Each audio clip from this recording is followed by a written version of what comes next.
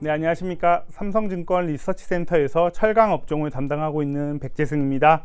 오늘은 철강 그리고 금속 업종의 2021년 전망을 말씀드리기 위해 이 자리를 마련하였습니다. 요즘 코로나 때문에 많이 힘드시죠? 내년에는 조금 더 상황이 나아지기를 저는 좀 간절히 바라고 있고요. 그런 바람과 그 전제를 가지고서 이 업종 전망을 좀 말씀드리도록 하겠습니다.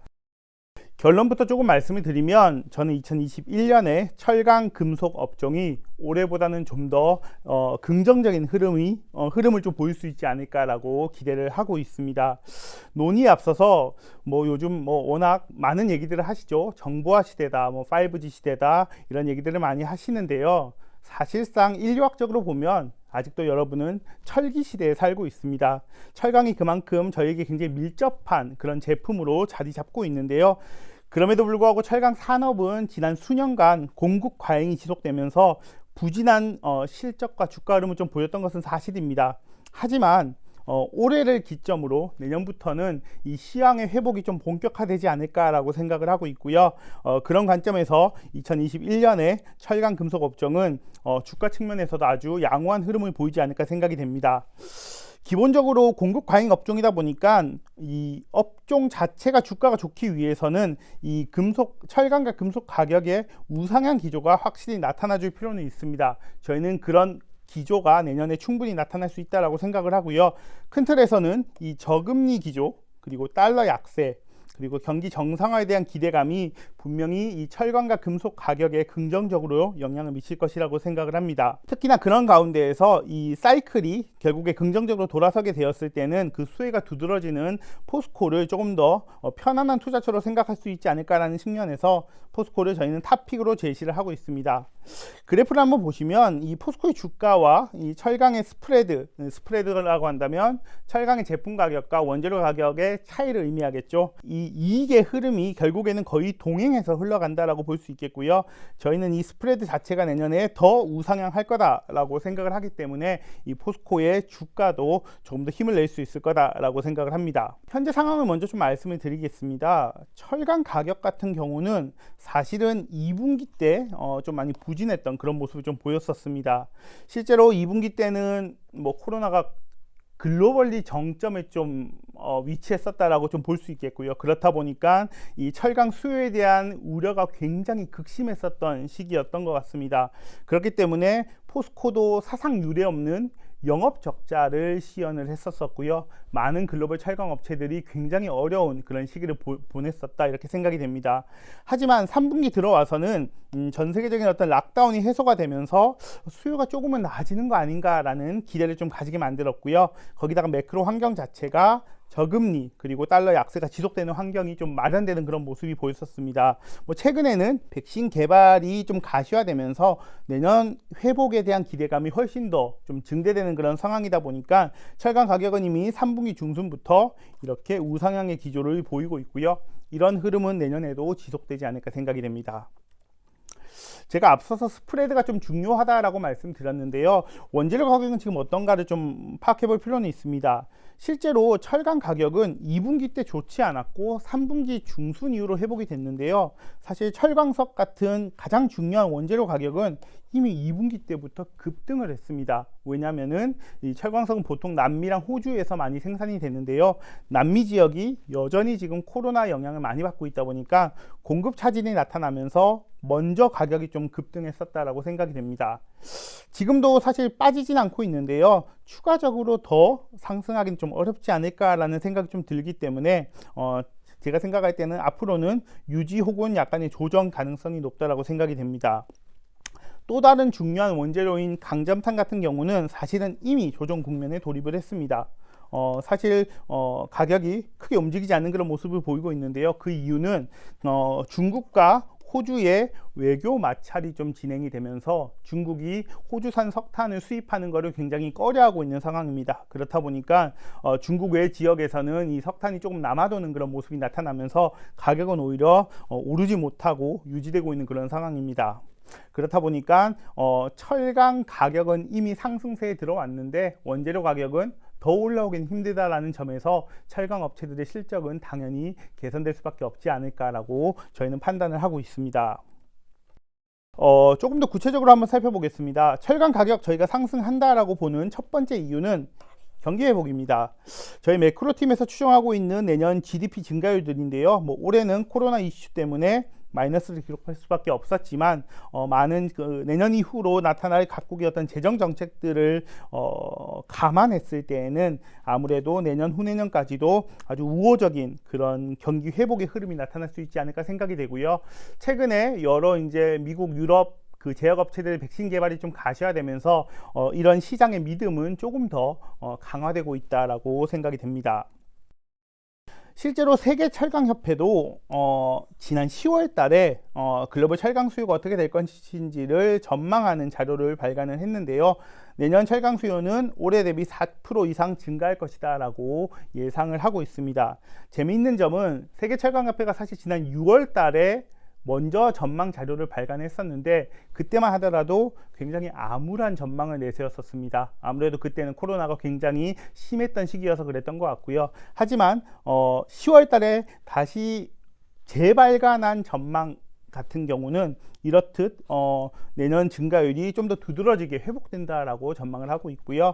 특히나 2021년에 절대적인 수요 양이 2019년 대비해서도 늘어날 거다라고 전망을 하고 있습니다. 사실 그 말인즉슨 2019년 코로나 이전 수준으로 수요는 회귀할 수 있다라고 이제 믿기 시작했다라는 거거든요. 이렇듯 철강의 수요는 내년에 훨씬 더 좀 개선될 수 있다라고 판단이 됩니다.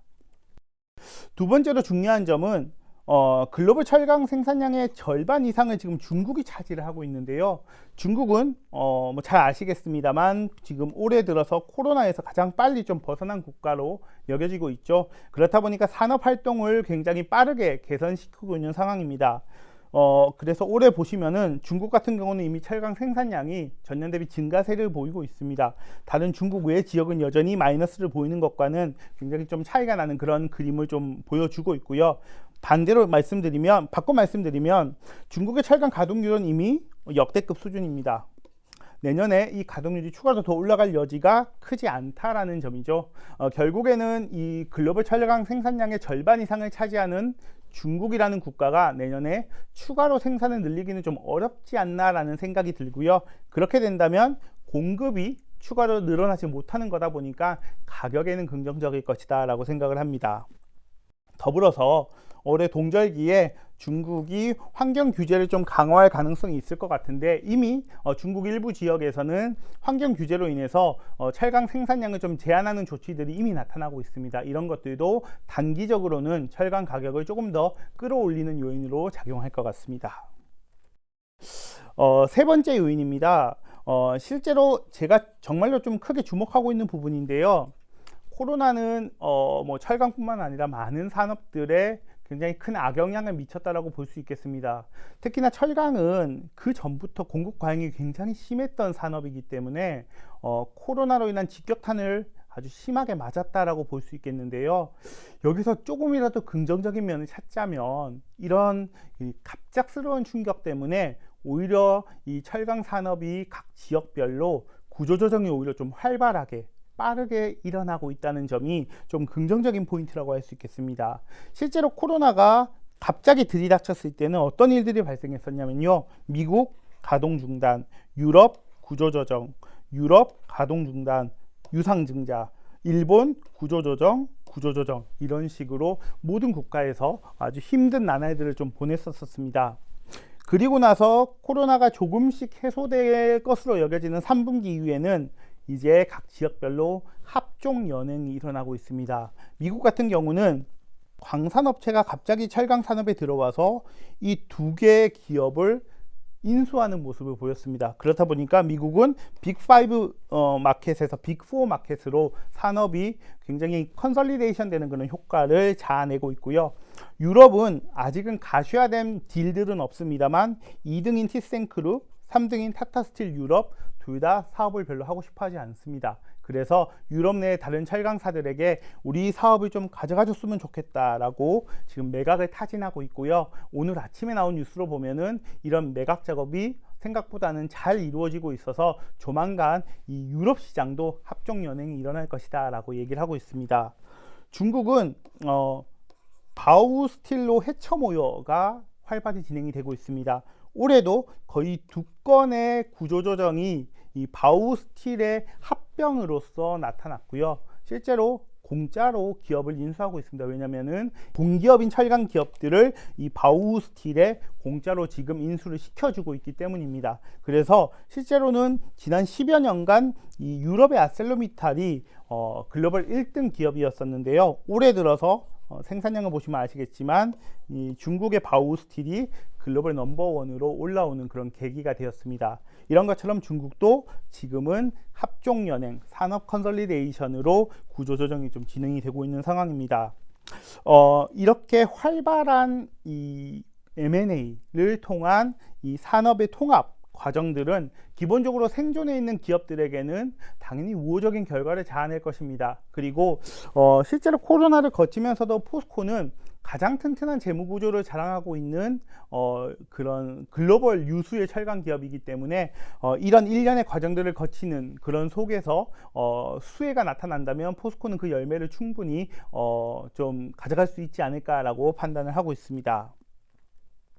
결국에는 이런 세 가지 요인들에 기인해서 철강 가격은 우상향의 기조를 보일 수 있을 것 같고요. 그리고 원재료 가격은 사실 더 올라가기 좀 힘든 상황이다 보니까 스프레드가 개선이 되면서 실제로 2021년에는 철강의 수급도 개선이 되고 가격도 좋아지고 이 업체들의 실적도 개선이 되는 그런 모습이 충분히 나타날 것으로 생각을 하고 있습니다. 저희가 특히나 매크로 그 전제 조건이 경기 회복과 달러 약세이다 보니까 철강뿐만 아니라 구리나 알루미늄 같은 비철 금속들도 당연히 동일하게 우호적인 그런 환경 하에서 우상향을 좀 보일 것으로 생각이 되고요. 그렇다 보니까 포스코뿐만 아니라 철강 금속 기업 할 것 없이 대부분은 주가는 긍정적일 것이다 라고 생각을 하고 있습니다. 그래서 사실은 저는 2년 만에 다시 철강 업종을 뉴트럴에서 오버웨이스로 투자 의견을 상향 조정을 했고요. 그 가운데에서도 PB ROE 관점에서 밸류에이션이 좀 더 편안하다고 볼 수 있는 포스코를 탑픽으로 제시를 하고 있습니다.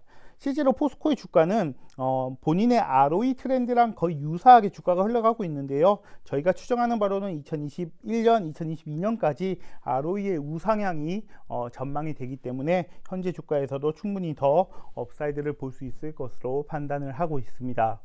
네, 최근까지도 철강 업종은 시장 참가자들에게 많이 소외되었던 그런 업종이었는데요. 아무래도 내년에는 이런 우호적인 업황과 그리고 우호적인 주가 흐름을 토대로 다시 한번 우리 투자자들의 관심을 재조명 받을 수 있지 않을까 생각이 됩니다. 감사합니다.